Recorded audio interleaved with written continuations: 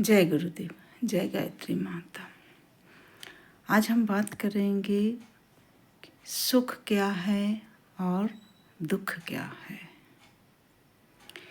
ये दोनों ही चीज़ें हमारे जीवन में बहुत ज़रूरी है। जब इंसान की इच्छाएं पूरी होती रहती है, मनोकामना पूरी होती रहती है, तो उसको सुख ही सुख महसूस होता है। उसकी इच्छा अगर पूर्ति हो रही है, सुखी है। जब उसकी इच्छाओं की पूर्ति नहीं होती है, उसके मन मुताबिक काम नहीं होता है, अगर कोई उसका अपमान करता है, मन चाहा चीज़ नहीं मिलता है, तो उसे दुख महसूस होता है। दुख आए बिना हम सुख नहीं पहचान पाएंगे। जीवन में दुख आना बहुत ज़रूरी है। आपको लगेगा कि हम कैसे बात कर रहे हैं।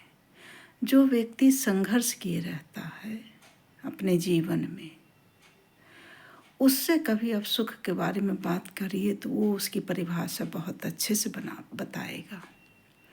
कोई व्यक्ति सुखी है, उससे अगर आप दुख की बात करेंगे, अनुभव उससे पूछेंगे कि दुख का अनुभव क्या होता है, वो व्यक्ति नहीं बता पाएगा। पर एक दुखी व्यक्ति सुख का अनुभव बहुत अच्छे से बता पाएगा। इससे हमारे जीवन में दुख और सुख दोनों ही आना बहुत ज़रूरी है। पर आज के समय में हर व्यक्ति सुख तो पाना चाहता है, पर दुख से कोई गुजरना नहीं चाहता। किसी भी क्षेत्र के व्यक्ति हो, किसी भी फील्ड का व्यक्ति हो, कोई भी घर हो, परिवार हो, बच्चे हो, बुजुर्ग हो, कोई भी हो, दुख से लोग आज बहुत घबराने लगे हैं, बहुत दुख से डरने लगे हैं। हर व्यक्ति सिर्फ सुख ही सुख मांग रहा है। क्यों? पर पहले ऐसा नहीं था। पहले के भी जीवन में कितने लोग संघर्ष करते थे, कितने दुखों से लोग गुजरते थे।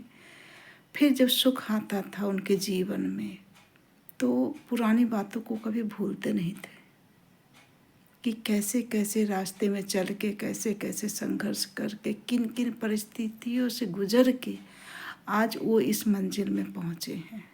पर आज के बच्चे, जरा से भी दुख आ जाए, जरा सा भी कोई कुछ बोल दिया या अपमानित महसूस कर लिए, डिप्रेशन में चले जाते हैं। दुख को छूना ही नहीं चाहते हैं। ये गलत बात है। दुख का भी सामना करना चाहिए, क्योंकि जब तक हमारे जीवन में दुख नहीं आएगा, हम मजबूत नहीं बनेंगे। इंसान को अगर मजबूत कोई चीज़ बनाती है तो वो उसके जीवन का दुख ही बनाती है। दुख है तो सारे संसार को जीत लेगा। और जीवन में अगर दुख नहीं है, सुख ही सुख है, तो कभी भी थोड़ा सा भी उसके जीवन में दुख आ जाएगा तो डिप्रेशन में चला जाएगा।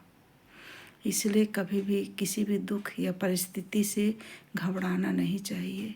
और इसीलिए भगवान का सहारा आदमी लेता है कि जब हमारे ऊपर दुख कभी भी कोई भी संकट आए तो हम भगवान के शरण में रहें। भगवान के शरण में जब रहेंगे तो हमको न दुख से दुखी होंगे और न सुख से हम सुखी होंगे। इंसान जैसा था वैसा ही रहेगा, क्योंकि जब जो भगवान के शरण में रहते वो तो अपने जीवन को भगवान को सौंप दिए, तो उसको दुख और सुख से तो कोई उसके वास्ते ही नहीं रहता है। उसको तो यही रहता है कि जिस तरह से सुख में भगवान हमारे साथ में है, उसी तरह जब हमारे ऊपर दुख आएगा तब भी भगवान हमारे साथ में रहेंगे। इसीलिए भगवान को हर पल आप याद करिए, स्मरण करिए, पूजा करिए, पाठ करिए, भाव से करिए, दिल से करिए, ताकि भगवान आपके आसपास हमेशा रहे।